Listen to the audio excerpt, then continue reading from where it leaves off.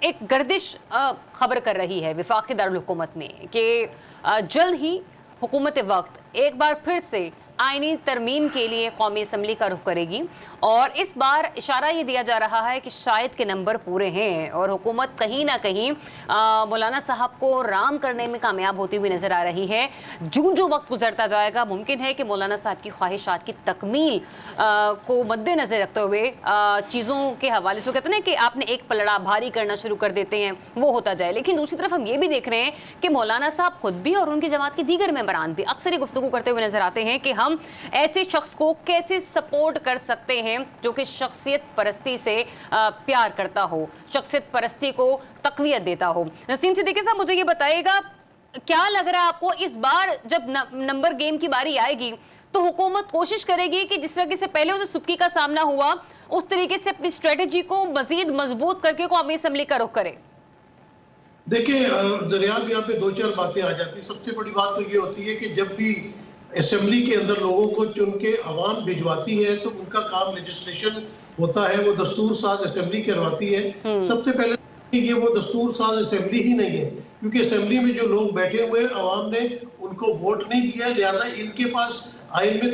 ترمیم کرنے کا ایک تو مورلی بھی کوئی بھی ان کے پاس حق نہیں ہے۔ دوسری بات ہے کہ آپ نے دیکھا کہ 73 میں کس طرح ذوالفقار علی بھٹو صاحب نے ایک متفقہ آئین دیا اور اس وقت جو اپوزیشن تھی ان کو آن بورڈ لیا، بحث مباحث تکرار ہوئی اور مل جل کے ایک آئین لایا گیا۔ اب جو آئین میں ترامیم لانی ہوتی اس میں کوئی ترامیم لانے میں کوئی حرج نہیں ہے، لیکن اس کا طریقہ یہ ہوتا ہے کہ آپ اسمبلی کے فلور پہ جو ترامیم لانی ہے ان کو پیش کیا جائے، اس کے اوپر ڈیبیٹس ہو، ڈیبیٹس ہونے کے بعد جس چیز پہ تمام لوگ متفق ہو جائے وہ آئین میں ترمیم آنی چاہیے۔ یہ نہیں ہونا چاہیے کہ آئین میں ترمیم کرنے کے لیے آپ جو ترامیم لا لیں وہ اسمبلی ممبرز کو ہی پتہ نہیں، وہ حکومت کو ہی نہیں پتہ نہیں کہاں پہ کون سی فیکٹری میں جو ہے وہ بنائی جا رہی ہیں۔ اور اس کے بعد لیکن اب جو آئینی ترامیم تیار ہو رہی ہیں، جو دوبارہ سے ری ڈرافٹنگ ہو رہی ہے، وہ مولانا اور اپوزیشن میں بالخصوص بلاول بھٹو زرداری صاحب یہ مل کر نیگوسیشن کے ساتھ کریں، اور پاکستان تحریک انصاف کی طرف سے سلمان اکرم راجہ اس سارے معاملے کو لیڈ کر رہے ہیں۔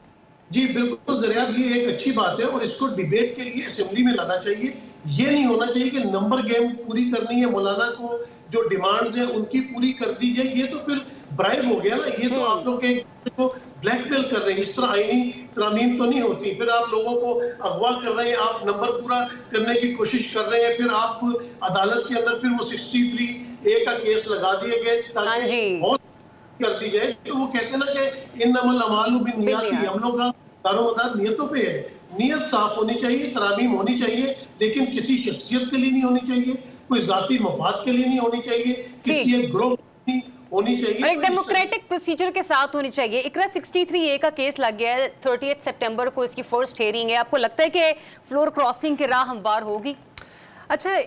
ترامیم کا مسودہ تو پیش ہوگا، لازمی ہوگا۔ یہ ایک دن پہلے مولانا فضل الرحمان نے کچھ سینئر صحافیوں سے ملاقات کی اور انہوں نے بڑا کھل کے بتایا کہ جس طرح ان کے ساتھ مسودے کو لے کر نیگوسیشن ہوتی رہی، اور اس ملاقات میں انہوں نے کچھ چیزیں واضح بھی کی کہ کس طرح انہوں نے ایک پل کا کردار ادا کیا اور کچھ غیر انسانی ترامیم کو وہ روکے، اور انہوں نے بتایا کہ اتنی بریوری اور ہیروئک جسچر جو انہوں نے دیا شاید اگر وہ نہ دیتے تو مشکل ہو جاتا۔ اچھا، اس ملاقات میں جتنے صحافیوں کو میں نے سنا ہے، 3 چیزیں تو بہت ہی کلیئرلی مولانا نے اس حوالے سے اشارتاً اور ایگری بھی وہ اس حوالے سے کیے کہ مولانا 3 چیزوں پر حکومت کی مان بھی گئے اور کچھ پہ حکومت کو منمال بھی لیا، اور حکومت ان چیزوں سے پیچھے ہٹی بھی۔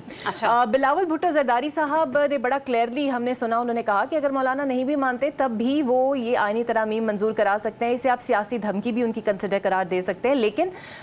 بلاول کی پرسو کرنے کے بعد ہی مولانا فضل الرحمان کو جو ٹاسک ملا، انہوں نے پی ٹی آئی کو آن بورڈ لیا اور اب سلمان اکرم راجہ صاحب کے ساتھ کامران مرتضیٰ جو ہیں وہ یہ ترامیم لے کر آ رہے ہیں۔ کچھ ایسے 3 پوائنٹس تھے جس کے اوپر وہ ایگری ہوئے، ان میں ایک تو یہ تھا مولانا جس پہ مانے کہ آئینی عدالت کا قیام ضرور ہوگا، دوسرا یہ تھا کہ فرد واحد کو آئینی عدالت کا قیام پہ مان گئے، پھر ملٹری کورٹس جس کے اوپر 9 مئی کی کیسز کا ہونا ہے اس کے اوپر انہوں نے رضامندی کا اظہار کیا، اور تیسرا مدت ملازمت میں توسیع تمام سول سرونٹس کے لیے، اس میں فوج بھی آ جاتی ہے، سپریم کورٹ یا پھر اور جن کی عمر 60 سال سے اوپر ہے انہیں بھی توسیع مل سکتی ہے۔ کچھ اچھا، لیکن اس میں اقرا میرے پاس جو خبر ہے وہ یہ بھی ہے کہ اس گفتگو میں ये भी मौलाना ने कहा कि ये नहीं हो सकता कि जो आईनी अदालत सुप्रीम कोर्ट के मातहत होगी, और दूसरा ये भी कि फिर जस्टिस मंसूर अली शाह साहब को उस आईनी अदालत का को चेयरमैन मुकर्रर किया जाए, मतलब बैलेंस रखा जाए, ऐसे ना महसूस हो कि मतलब किसी एक शख्स के ही फैसले जो हैं उसको माना जाएगा। जो चहमगोइयां हो रही हैं इस तरमीम को लेकर, वो तो बज़ाहिर ये हो रही हैं कि दो चीफ जस्टिस यानी कि पावर तकसीम हो जाएगी, एक को जस्टिस काजी फायज़ ईसा साहब और दूसरे को मंसूर अली शाह साहब लीड करेंगे, और हुकूमत का टारगेट भी ये है कि जनाब इस पावर को किसी तरह डिवाइड कर दिया जाए, और कहते हैं ना एक सल्तनत में दो बादशाह होते हैं, इस तरह वाली सूरत हाल हम देखेंगे। लेकिन यहाँ पर ये बात काबिल जिक्र है कि 3 अक्टूबर को जो अब इजलास होने सुप्रीम कोर्ट में समाअत होने वाली है थेरेसा की, हुकूमत का जो सारा दारोमदार है उस समाअत के ऊपर है कि अगर उन्होंने सारी बॉल्स जो है वो जस्टिस काजी फायज़ ईसा पर और सारी उम्मीदें उन पर रखी हुई हैं कि ये 5 रुकनी बेंच जो समाअत करेगा, तो ये फैसला अगर उनके हक में आ जाएगा तो जितने लोग हुकूमत ने कायल किए हैं वोट देने के लिए, तरामीम में साथ देने के लिए, उनके लिए आसान हो जाएगा। तो इस समाअत के बाद एक तारीख लाजमन सामने आ जाएगी, और हुकूमत का टारगेट है कि जो शंघाई ताउन तंजीम का इजलास होने वाला है उससे पहले ये आईनी तरामीम का मुसवदा जो है निपटा दिया हो जाए, निपटा दिया जाए।